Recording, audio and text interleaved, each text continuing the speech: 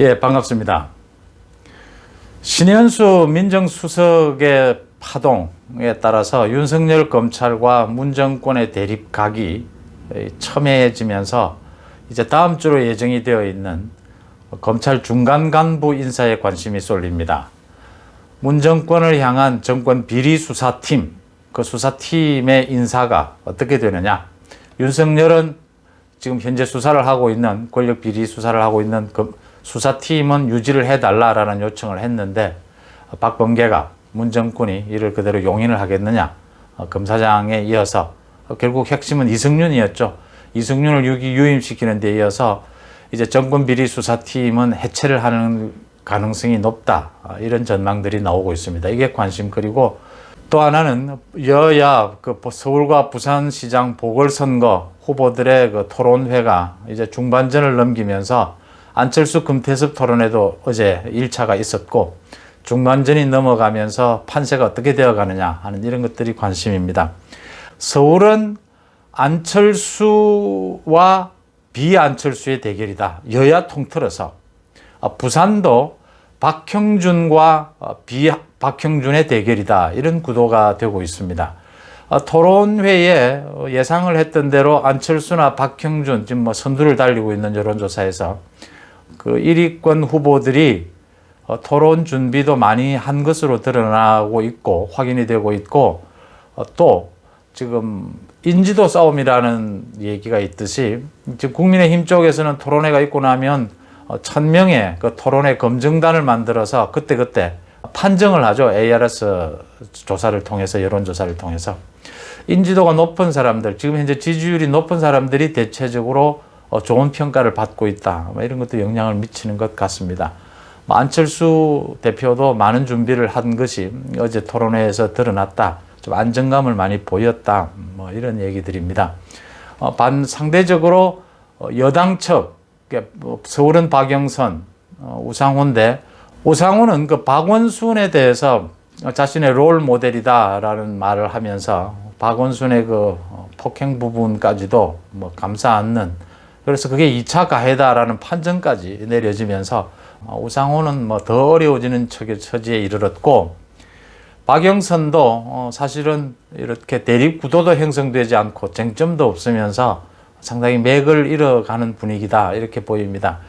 부산의 경우에는 여당 쪽에서 이제 국정원 사찰, MB 정부 때의 국정원 사찰로 박형준에 대한 공격까지 했지만, 그건 그 전 정권에서도 일어났던 문제고, 또 사찰 부분은 현 정권에서도 일어나고 있다는 의혹이 많이 일고 있고, 또 이게 박형준에 직접 연결이 되느냐 이래서 별로 유권자들의 관심을 끌지 못하고 있다.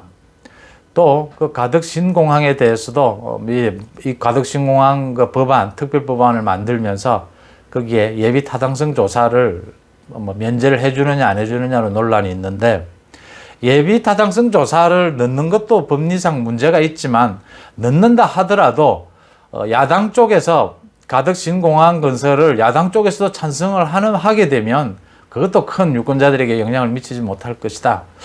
이런 점에서 일단 현재까지는 서울은 안철수, 부산은 박형준이 앞서는 구도가 그대로 유지가 되고 있다, 이렇게 보입니다.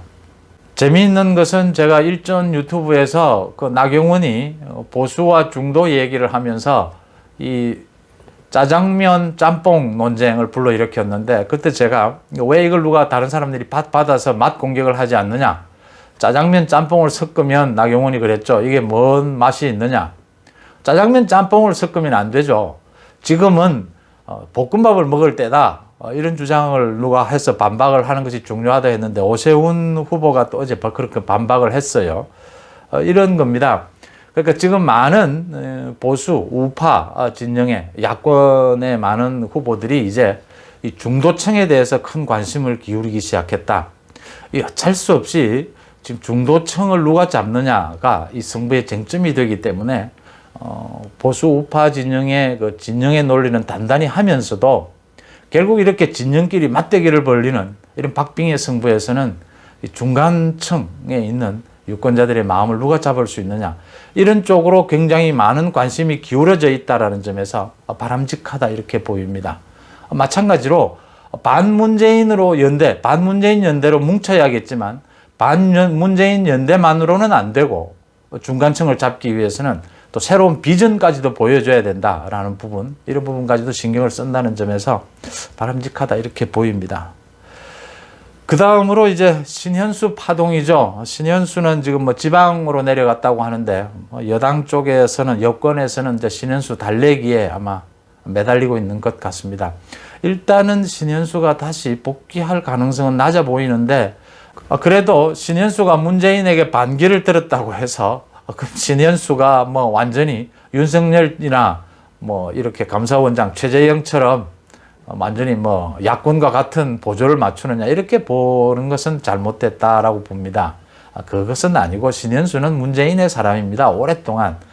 그러니까 노무현 정부 때부터 같이 일을 했던 사람이고 그 정도로 최측근입니다. 이제 이 검찰 개혁을 놓고, 검찰 인사를 놓고, 여러 가지를 놓고 문재인 대통령과 서로 생각이 다른 거죠. 중요한 것은 뭐 신현수가 복귀를 하든 뭐 그대로 사퇴를 하든 문재인 정부는 결정적인 치명상을 입은 것이고요. 입게 될 거고, 또 앞으로 더욱더.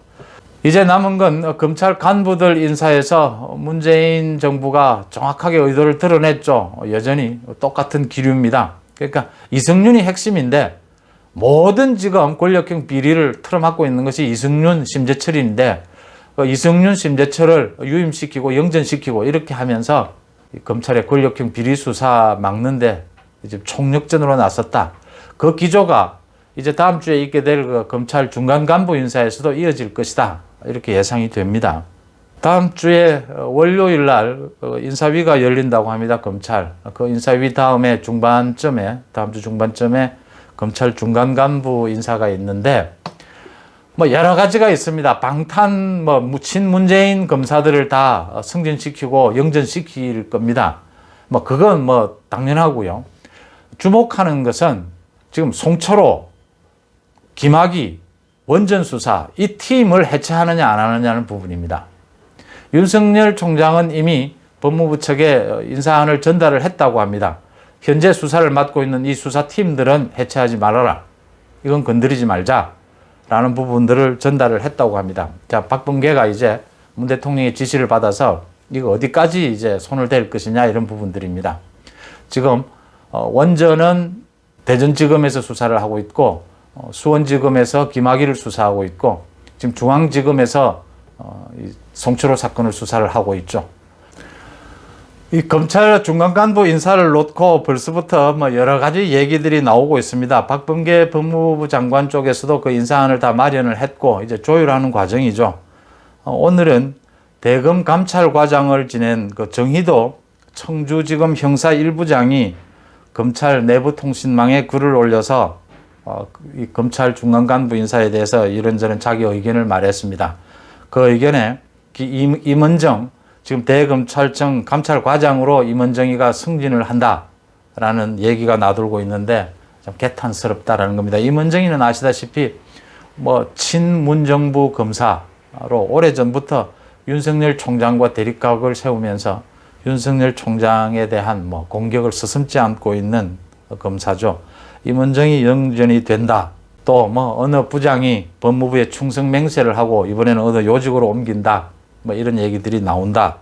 뭐 현 검찰총장이 물러난 뒤에 이제 검찰 대숙청 작업이 지금부터 준비가 되고 있다. 또 중앙지검 형사 1부장인 변필건 형사 1부장도 교체한다. 서울중앙지검의 그 변필건 부장검사는 그 채널A 사건과 관련해 가지고 이성윤과 정면으로 부딪혔던 인물이죠. 채널A 사건과 관련해서 이성윤에게 반기를 든 변필건 부장검사가 이번에는 뭐 핀셋 보복 인사라고 하면서 이제 바뀔 것이다. 또 이런 보도도 나왔고 이런 전망이 나오는 부분에 대해서 여러 가지 비판을 했습니다. 좀 한심하다. 이런 내용들인데 어쨌든 박범계는 지금 권력형 비리 수사팀을 가능한 한 해체를 하려고 할 테고 윤석열 총장은 가능한 한 좀 보존을 하는 이런 형태로 버티려고 할 것입니다.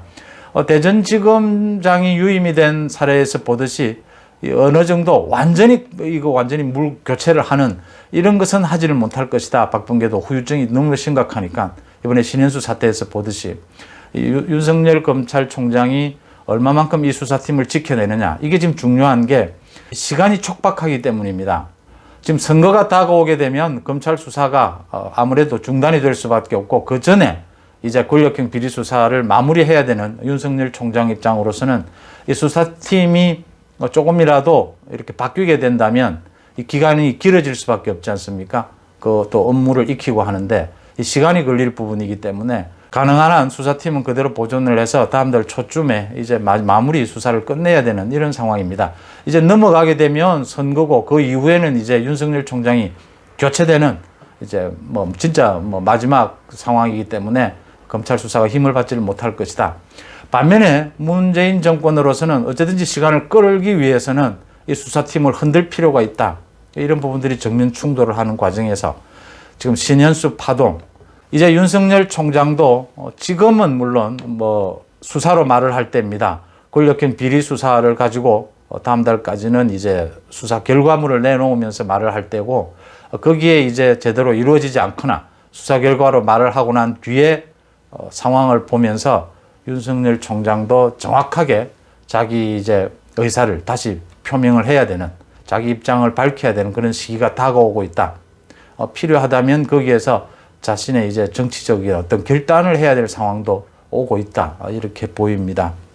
전체적으로 권력형 비리 수사가 어느 정도 좀 윤석열 총장의 의지에 따라서 활기를 띠면서 저는 수많은 방해에도 불구하고 활기를 띠게 되고, 또 신현수 파동으로 인해서 문재인 정권이 계속 코너에 몰리고는 있다.